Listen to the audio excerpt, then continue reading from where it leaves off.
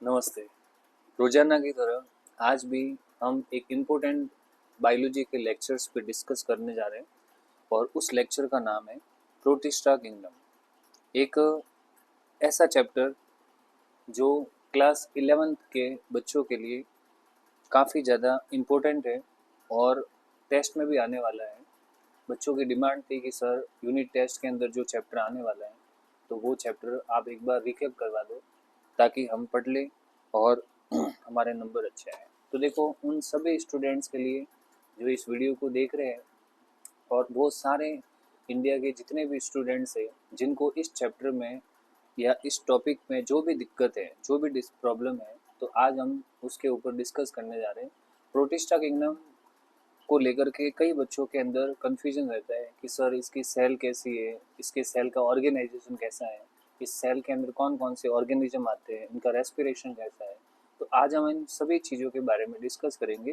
Protista kingdom की शुरुआत जो है उसको करने से पहले मैं आपको ये बता देता हूँ कि नेचर में टोटल किंगडम सिस्टम कितने थे। तो देखो नेचर में जितने भी एनिमल्स और जितने भी प्लांट और जितने भी छोटे मोटे जीव है उन सभी को एक साइंटिस्ट थे जिनका नाम था वी टेकर, और उस साइंटिस्ट ने इन सभी को टोटल 5 किंगडम के अंदर डिवाइड किया था। टोटल 5 किंगडम दिए थे उन्होंने, जिसको नाम दिया था 5 किंगडम सिस्टम, और 5 किंगडम के अंदर डिवाइड किया था। पहला किंगडम सिस्टम मोनेरा था जिसके अंदर इन्होंने बैक्टीरिया को रखा। फिर दूसरा किंगडम सिस्टम प्रोटिस्टा था जिसके अंदर इन्होंने अमीबा को रखा, यूग्लिना को रखा और पैरामीशियम को रखा। थर्ड नंबर का जो किंगडम सिस्टम था वो फंजाई था जिसमें स्पेशली फंजाई आते हैं।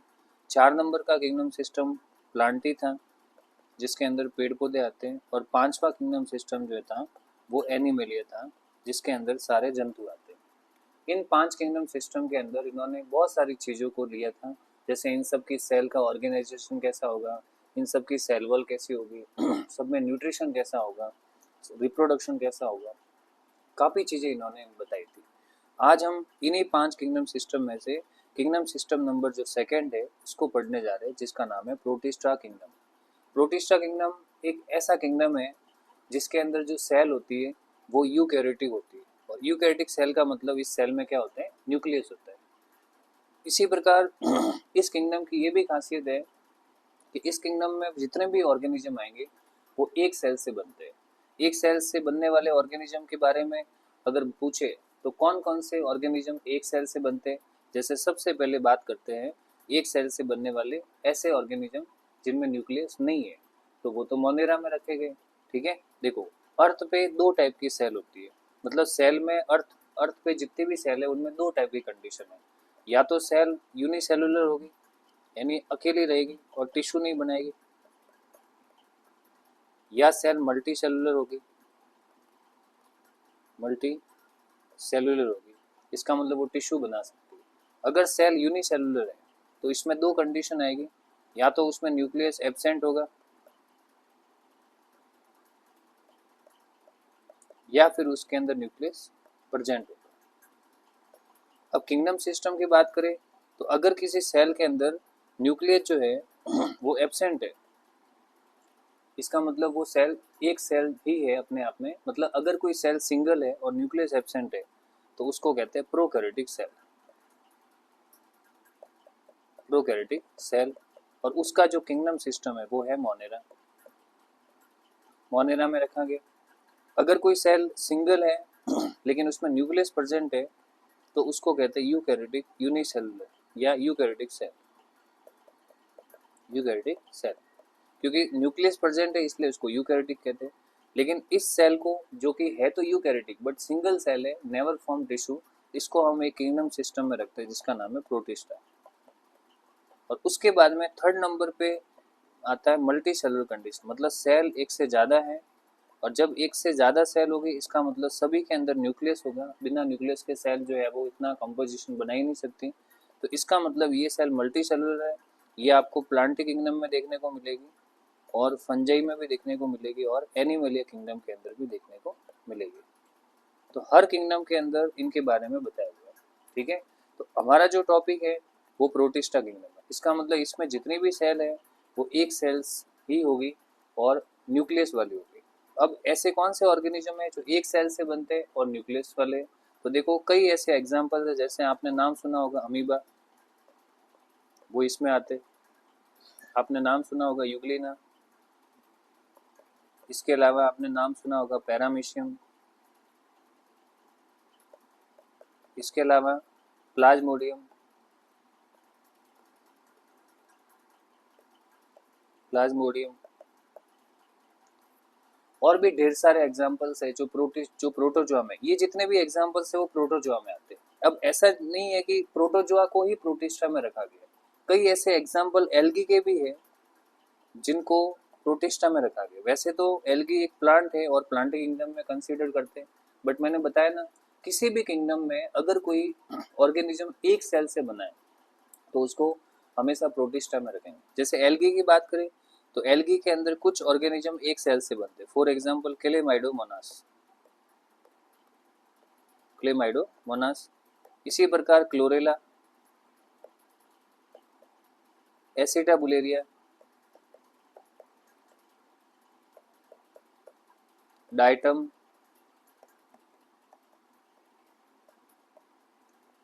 डाइनोफ्लैजिलेट्स,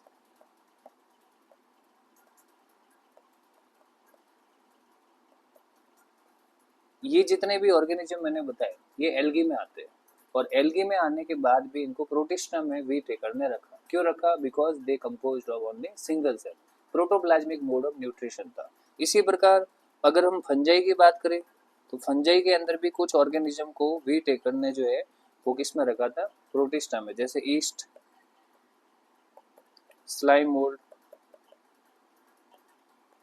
ये जो ऑर्गेनिज्म थे इनको किस में रखा था? प्रोटिस्टा में। तो सबसे पहले तो बात करते हैं कि प्रोटिस्टा में कौन से ऑर्गेनिज्म आते हैं। तो ये वो सारे ऑर्गेनिज्म है जो प्रोटिस्टा में कंसीडर किए जाते हैं, मतलब वो जितने भी ऑर्गेनिज्म जो एक सेल से बनते हैं और जिसमें एक न्यूक्लियस है या एक से ज्यादा न्यूक्लियस है, उन सभी को प्रोटिस्टा किंगडम में रखा जाता है। ठीक है, इसी चीज को लेकर के अब हम थोड़ा इसके बारे में पढ़ते हैं।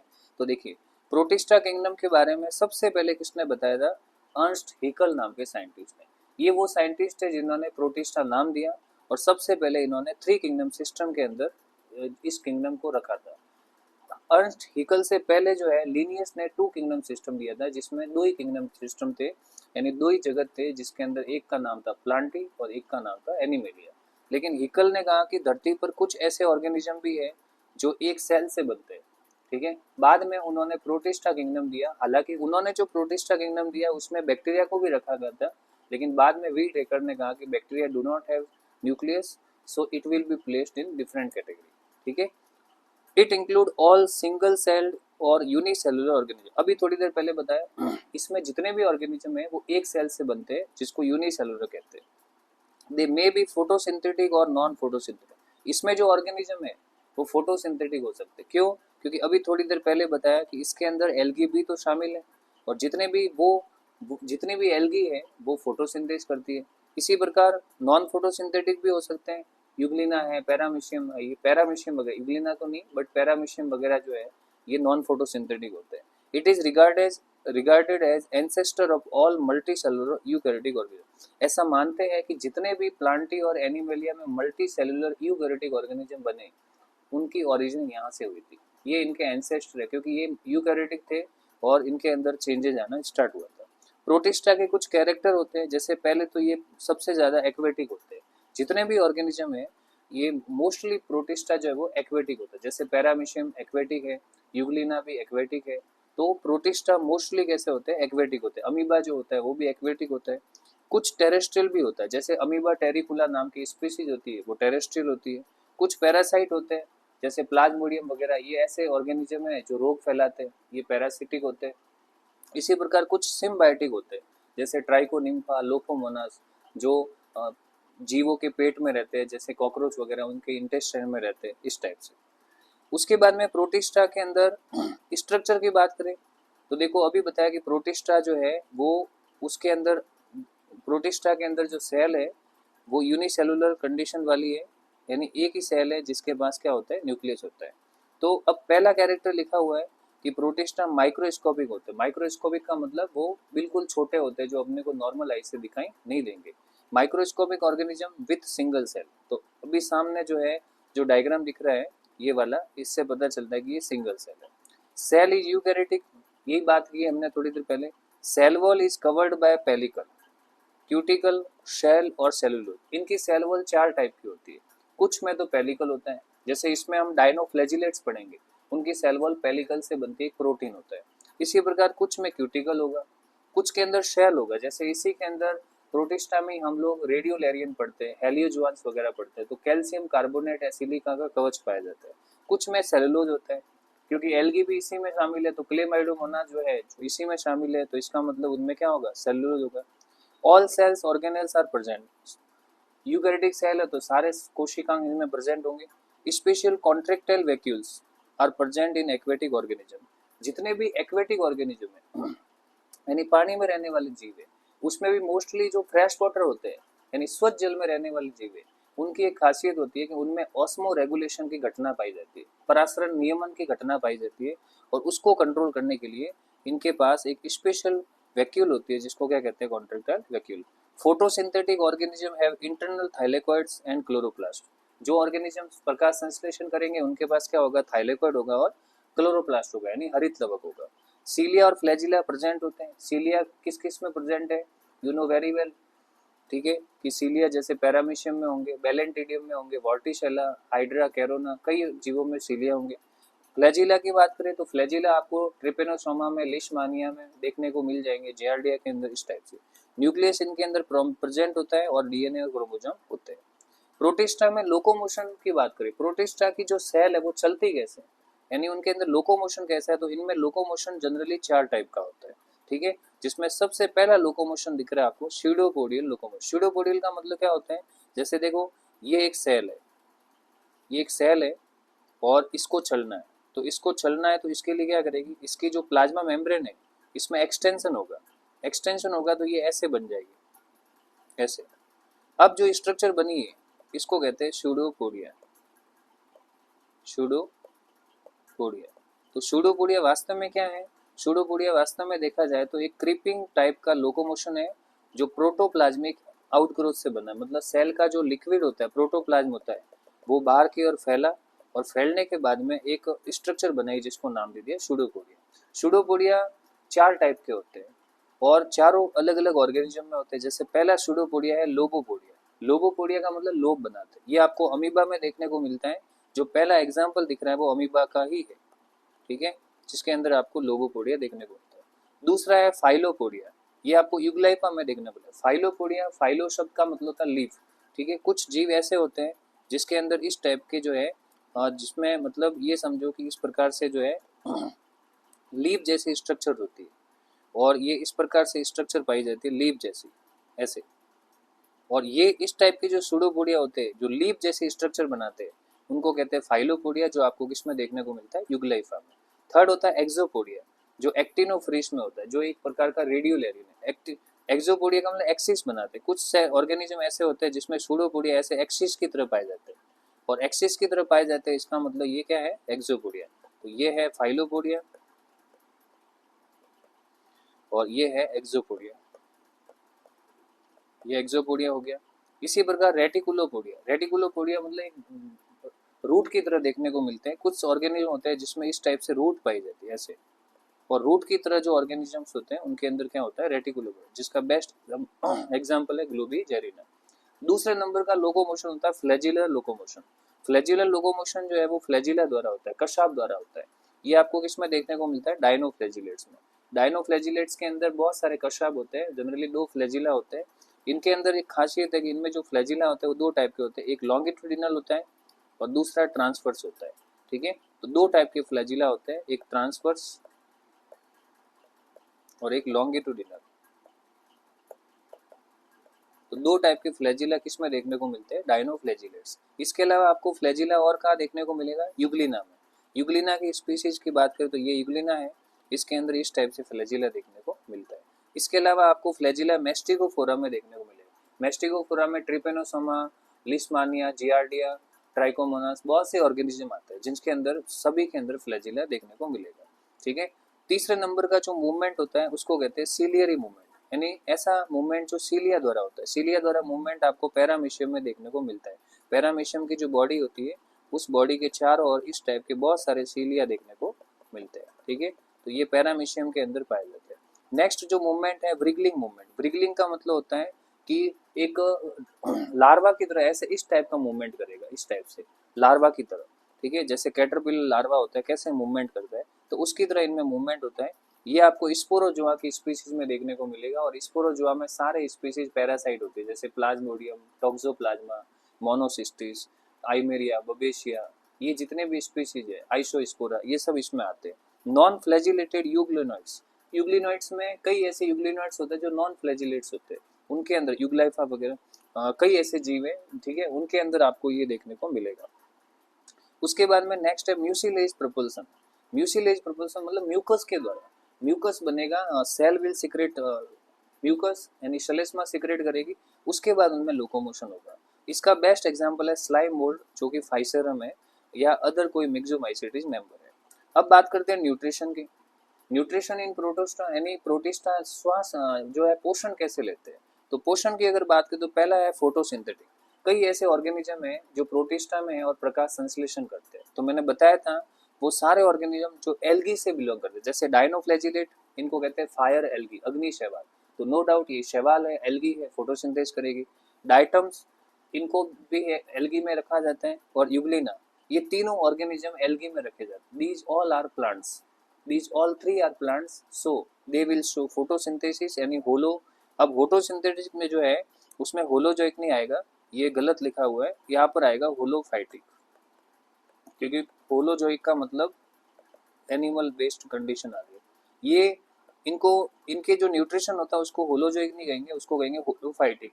अब होलोफाइटिक क्यों कहते हैं, because they show plant like nutrition, ये प्लांट की तरह न्यूट्रिशन करते हैं, फोटोसिंथेसिस करते हैं, क्लोरोप्लास्ट, पिगमेंट्स वगैरह सब यूज करते हैं।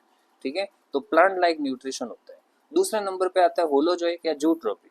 ये एनिमल जैसा न्यूट्रिशन है, जैसे बड़े एनिमल क्या करते हैं, एंजाइम छोड़ते हैं, कॉम्प्लेक्स फूड को डाइजेस्ट करते हैं और सिंपल फूड में कन्वर्ट करते हैं। तो सेम इस टाइप का ही ऑर्गेनिज्म ये कर रहे हैं, इसलिए इनको एनिमल टाइप का न्यूट्रिशन कहते हैं। ये आपको अमीबा और पैरामीशियम में देखने को मिलेगा। सेप्रोबिक या सेप्रोफाइटिक, कुछ ऑर्गेनिज्म ऐसे होते हैं जो एंजाइम छोड़ते हैं, और एंजाइम छोड़ने के बाद जो डेड मैटर होता है, जो मृत कार्बनिक पदार्थ है, उनके ऊपर अटैक करके उनको जो है वो कमजोर करते हैं, और उसके बाद में उनको एब्जॉर्ब करने का काम कर सकते हैं।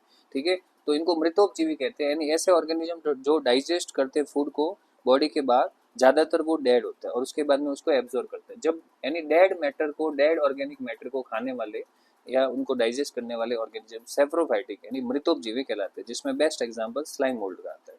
नेक्स्ट न्यूट्रिशन है पैरासाइट। ऐसे ऑर्गेनिज्म जो किसी और ऑर्गेनिज्म पे, ऐसे जीव जो किसी और जीव पे रहते हैं और उसके बाद में उसके ऊपर से जो है न्यूट्रिशन लेते हैं, उनको परजीवी कहते हैं, पैरासाइट। जैसे ट्रिपेनोसोमा, जियार्डिया, एंट अमीबा और प्लाज्मोडियम, ये सारे स्पीसीज पैरासाइट होते हैं। पैरासाइट हमेशा बीमारी फैलाते हैं, पहला पॉइंट पैरासाइट को लेके याद रखना है। दूसरी बात, they always depend on living organism, दूसरा इंपॉर्टेंट पॉइंट। और पैरासाइट का तीसरा पॉइंट है कि प्रोटिस्टा में इनको सारे पैरासाइट को किस में रखा जाता है, स्पोरोजोआ क्लास के अंदर। मिक्सोट्रॉपिक का मतलब ऐसा न्यूट्रिशन जो दोनों टाइप का, ऑटोट्रॉपिक भी और हेटेरोट्रॉपिक है। अगर सनलाइट मिल रही है तो ये फूड अपना भोजन खुद बनाएंगे, और अगर सनलाइट नहीं मिलती है तो ये अपने आप को होलोजोइक में बदल देंगे या सेप्रोबिक में बदल देंगे। इसमें बेस्ट एग्जांपल है Euglena. Euglena will synthesise their food itself in presence of oxygen, in presence of light, but in case of absence of light they will depend on another organism for their food, so they are actually mixotropic। उसके बाद में symbiotic, कुछ organism ऐसे होते हैं जो जिस पे डिपेंड करते हैं उस ऑर्गेनिज्म से फायदा भी लेते हैं और फायदा देते भी है, मतलब दो जीव एक साथ रहते हैं, दोनों को एक दूसरे से क्या होता है, फायदा होता है। इसमें बेस्ट एग्जांपल है ट्राइकोनिम्फा, जो आपको टर्मिट्स यानी दीमक के इंटेस्टाइन में देखने को मिलता है। अब दीमक को भी इसकी वजह से फायदा है और ट्राइकोनिम्फा को भी फायदा। ट्राइकोनिम्फा को एनवायरनमेंट मिल गया, और टर्मिट्स के इंटेस्टाइन में एनएरोबिक जो है रेस्पिरेशन करने का मौका इसको मिल जाता है, ऑक्सीजन की एब्सेंस में रहने का मौका मिल गया। और बदले के अंदर ट्राइकोनिम्फा जो है वो टर्मिट्स को ये फायदा देता है कि ये जो भी टर्मिट्स वगैरह जितने भी दीमक है जो लकड़ियों को खाते हैं, तो लकड़ी में सेल्यूलोज होता है, उसको पाचन करने के लिए एक एंजाइम चाहिए सेल्यूलेज, और वो एंजाइम टर्मिट्स के पास नहीं होता, तो वो एंजाइम कौन सिक्रेट करता है? ट्राइकोनिम्फा, जो टर्मिट्स के पेट में। इसका मतलब ये है कि टर्मिट्स का इनडायरेक्टली क्या हो गया? फायदा हो गया, इस टाइप से। इसी प्रकार एक और एग्जांपल है लोफोमोनास, जो वुड रोच के अंदर यानी कॉकरोच के अंदर रहता है और सेम काम करता है। उसके बाद ये दोनों अभी बताया कि सेलुलोज एंजाइम सिक्रेट करते हैं और सेलुलोज को किसमें बदलते हैं? ग्लूकोज को। प्रोटिस्टा के रेस्पिरेशन की बात करें तो सीधी सी बात है, प्रोटिस्टा में दो तरह की स्पीशीज, एक तो फ्री लिविंग और एक पैरासाइट। पैरासाइट हमेशा बॉडी के बाहर या बॉडी के अंदर रहती है। पैरासाइट ऑर्गेनिज्म वो होते हैं जो पूरी तरह से होस्ट पे डिपेंड करते हैं, मतलब परपोषी पे निर्भर करते हैं। अब जब ऑर्गेनिज्म परपोषी पे डिपेंड कर रहा है खाना खाने के लिए, इसका मतलब उसके खुद के ऑर्गन काम के नहीं है। तो खुद के ऑर्गन काम के नहीं है तो इसका मतलब उस ऑर्गन में लंग्स भी आते हैं जो श्वास लेने के लिए काम आते हैं। तो इनके लंग्स डेवलप नहीं है तो ये ऑक्सीजन की एब्सेंस में श्वास लेते हैं। यानी ज्यादातर जो पैरासाइट होते हैं वो एनएरोबिक रेस्पिरेशन दर्शाते हैं, एनएरोबिक रेस्पिरेशन। ठीक है। इसी प्रकार जो फ्री लिविंग ऑर्गेनिज्म होते हैं, पानी में जो ऑर्गेनिज्म रहते हैं, वो ज्यादातर एरोबिक रेस्पिरेशन दर्शाते हैं, एरोबिक रेस्पिरेशन दर्शाएंगे। ठीक है। इसी प्रकार बात करते हैं रिप्रोडक्शन की। प्रोटिस्टा में रिप्रोडक्शन कितने टाइप का होता है? तो प्रोटिस्टा में रिप्रोडक्शन दो टाइप का होता है, असेक्सुअल और सेक्सुअल। असेक्सुअल रिप्रोडक्शन का मतलब बिना फर्टिलाइजेशन के होने वाला रिप्रोडक्शन। जैसे पहला एग्जांपल आपको दिख रहा है बाइनरी फिजन। बाइनरी फिजन का मतलब होता है कि एक सेल जो है रिप्रोडक्शन करेगी और बिना फर्टिलाइजेशन के जो है टूट जाएगी और उसके बाद दो सेल बनाएगी। तो इसका मतलब इसको क्या कहते हैं? Binary fission. तो बाइनरी फिजन का रिप्रोडक्शन। ठीक है। तो इस टाइप का जो रिप्रोडक्शन होता है जिसके अंदर जो सेल है वो एक से दो बनती है, ये आपको अमीबा, यूग्लिना और पैरामीशियम में देखने को मिलेगा। इसी प्रकार मल्टीपल फिजन यानी एक सेल एक से ज्यादा सेल में डिवाइड है, ये आपको अनफेवरेबल कंडीशन में अमीबा में देखने को मिलता है और प्लाज्मोडियम में तो देखने को मिलता ही है। प्लाज्मोडियम और अमीबा के दोनों के अंदर जो है, दोनों के अंदर आपको मल्टीपल फिजन देखने को मिलता है। पर दोनों के फिजन में एक सबसे बड़ा डिफरेंस क्या है कि अमीबा में मल्टीपल फिजन सिर्फ अनफेवरेबल कंडीशन में होगा, क्योंकि वो फेवरेबल कंडीशन में तो क्या कर रहा है? Binary fission. इसी प्रकार प्लाज्मोडियम में मल्टीपल फिजन फेवरेबल कंडीशन में होगा। फिर प्लाज्मोटोमी। प्लाज्मोटोमी का मतलब क्या होता है कि अगर कोई सेल पहले से मल्टी न्यूक्लिएटेड है यानी ये समझो कि कोई ऑर्गेनिज्म पहले से मल्टी न्यूक्लिएटेड है तो ये न तो बाइनरी फिजन करेगा न मल्टीपल फिजन। ये सिर्फ क्या करेगा, इसकी जो सेल है वो एक टाइम के बाद यहाँ से ब्रेक हो जाएगी। जैसे ये सेल है, ठीक है, तो एक टाइम के बाद ये सेल यहाँ से ब्रेक हो गई और ब्रेक होने के बाद में फिर इसने क्या किया, इसके अंदर से जितने भी जो न्यूक्लियस है वो अपने आप को बाहर भेज दिया और उसके बाद में नया ऑर्गेनिज्म बनाएगा। तो जब बिना किसी साइटोकाइनेसिस के या बिना किसी न्यूक्लियस के डिवीजन से कैरियोकाइनेसिस के सीधा सिर्फ उसके अंदर का सेल का सिर्फ प्लाज्मा टूट रहा है और प्लाज्मा टूटने के बाद सेल को अलग कर रहा है, अंदर के न्यूक्लियस को अलग कर रहा है और वो नए ऑर्गेनिज्म बनाते हैं, तो इसको प्लाज्मोटोमी कहते हैं। ये आपको ओपेलिना नाम की स्पीशीज में देखने को मिलता है। फिर होता है स्पोर फॉर्मेशन। स्पोर फॉर्मेशन का मतलब ऐसे ऑर्गेनिज्म जो स्पोर बनाते हैं इसमें हमेशा बेस्ट एग्जांपल आता है स्लाइम मोल्ड। देखो प्रोटिस्टा में प्रोटोजोआ आते हैं, तो प्रोटोजोआ तो कभी स्पोर बनाते नहीं, लेकिन प्रोटिस्टा में फंजाई की भी स्पीशीज होती है जिसका नाम है स्लाइम मोल्ड। और स्लाइम मोल्ड फंगल स्पीशीज है, इसलिए इसको हम लोग मिक्सोमाइसिटीज फंजाई के अंदर मिक्सोमाइसिटीज के नाम से जानते हैं। क्योंकि फंजाई में जो क्लासेज है उसको उसमें बहुत सारी क्लासेज होती है, जैसे एस्कोमाइसिटीज, बेसिडियोमाइसिटीज, तो उनमें एक क्लास मिक्सोमाइसिटीज भी है जिसमें स्पोर बनने वाले ऑर्गेनिज्म रहते हैं स्लाइम मोल्ड। बडिंग की बात करें तो आर्सेला नाम का एक सार्कोडिन है, उसके अंदर जो है वो बडिंग पाई जाती है। रिप्रोडक्शन के बाद नेक्स्ट रिप्रोडक्शन होता है सेक्सुअल रिप्रोडक्शन। ऐसा रिप्रोडक्शन जिसमें जो है फर्टिलाइजेशन होता है। तो फर्टिलाइजेशन की बात करें तो पहला रिप्रोडक्शन इसमें होता है सिनगेमी। सिनगेमी का सीधा सा मतलब होता है फर्टिलाइजेशन। मतलब ऐसे ऑर्गेनिज्म जो है वो गैमिट बनाते हैं, मेल गैमिट और फीमेल गैमिट, और दोनों गैमिट फ्यूज होते हैं। तो जब मेल और फीमेल गैमिट जुड़ेंगे तो बॉडी कैसी बनेगी? 2n। इसी प्रोसेस को कहते हैं सिनगेमी। सिनगेमी कहो या फर्टिलाइजेशन एक ही बात है, ठीक है। अब सिनगेमी तीन टाइप की होती है, आइसोगेमी, एन आइसोगेमी और ओगेमी। आइसोगेमी का मतलब मेल और फीमेल गैमिट दिखने में एक जैसे है। एन आइसोगेमी का मतलब मेल और फीमेल गैमिट दिखने में अलग अलग है, मेल गैमिट छोटा होगा, फीमेल गैमिट बड़ा होगा। ओगेमी का मतलब मेल गैमिट छोटा होता है और फ्लैजिला वाला होता है, लेकिन फीमेल गैमिट जो है वो बड़ा होता है और एक एग सेल की तरह होता है। जैसे ह्यूमन में होता है, स्पर्म फ्लैजिलेटेड होता है और छोटा होता है, एग सेल बड़ी होती है, ठीक है। तीनों के अपने अपने एग्जाम्पल्स है, जैसे आइसोगेमी मोनोसिस्टिस में, एन आइसोगेमिक इरेशियम में और ऊ गैमी किस में होती है, प्लाज्मोडियम में। कॉन्जुगेशन आपको पैरामीशियम में देखने को मिलता है या किसी एल्गी के स्पायरोगैरा में देखने को मिलेगा, जिसके अंदर दो पैरामीशियम पास में आते हैं, दोनों के बीच में ट्यूब बनती है, एक नलिका बनती है और ट्यूब के जरिए वो अपना साइटोप्लाज्म और जेनेटिक मटेरियल का एक्सचेंज करते हैं। ठीक है, लाइफ साइकिल की बात करें, प्रोटिस्टा में दो तरह के लाइफ साइकिल होते हैं। पहला होता है जाइगोटिक मियोसिस वाला लाइफ साइकिल और दूसरा जो लाइफ साइकिल होता है जिसको हम कहते हैं गैमेटिक मियोसिस वाला लाइफ साइकिल। गैमेटिक मियोसिस वाला लाइफ साइकिल, दोनों में क्या फर्क है? तो देखिए, जाइगोटिक मियोसिस वाला लाइफ साइकिल, देखो धरती पर दो तरह के ऑर्गेनिज्म है प्रोटिस्टा में।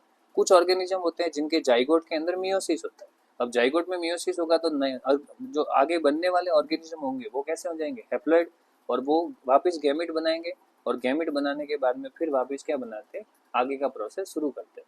धरती पर कुछ ऑर्गेनिज्म ऐसे भी हैं जिनके जाइगोट के अंदर मियोसिस नहीं होता, इनके जाइगोट के अंदर क्या होता है, माइटोसिस होता है, जिससे ये जाइगोट आगे जाके क्या बनाते हैं, एम्ब्रियो बनाते हैं और एम्ब्रियो बनाने के बाद में वो 2n बन जाते हैं। मतलब ये समझो कि दो तरह के मियोसिस है। यहाँ पर फिर बता रहा हूँ, देखो एक जाइगोट है, जाइगोट में मियोसिस होगा तो हमेशा एक सिंगल सेल बनेगी, सिंगल सेल जैसे क्लेमाइडोमोनास, ये सिंगल सेल गैमेट की तरह काम करेगी, फिर उनमें फर्टिलाइजेशन होगा और नया जाइगोट बनेगा। इस टाइप से गैमेटिक मियोसिस में क्या होता है कि जो जाइगोट बना हुआ है, जैसे ये जाइगोट बना है, ठीक है, तो यहाँ पर जाइगोट जो है बन गया,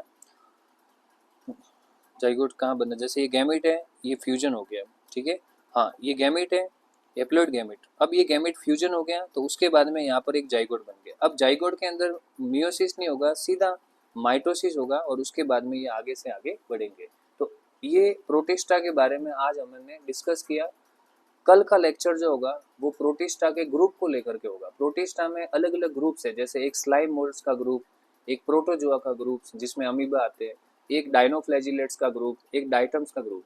तो प्रोटिस्टा में जो ग्रुप्स हैं उनके वीडियो हम कल पोस्ट करेंगे। आज का मेरा लेक्चर प्रोटिस्टा के जनरल इंट्रोडक्शन को लेकर के था। आई होप कि आपको ये लेक्चर अच्छा लगा हो। अच्छा लगा तो इसको लाइक करें और चैनल को सब्सक्राइब नहीं किया है तो सब्सक्राइब भी करें और उन सभी स्टूडेंट्स को या दोस्तों को भेजें जिनको इसकी नीड है। धन्यवाद।